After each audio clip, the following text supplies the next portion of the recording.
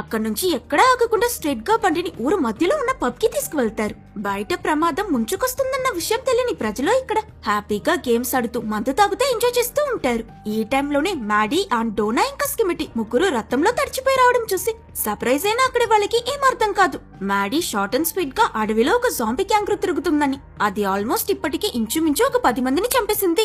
ఇలానే వదిలేస్తే నెక్స్ట్ మనందరినీ కూడా చంపేస్తుంది, సో మనం సేఫ్ గా ఉండాలని చెప్తూ ఉంటే మన కళ జాంబీ గ్యాంగ్ ఊర్లోకి ఎంటర్ అవుతున్నట్టు చూపిస్తారు.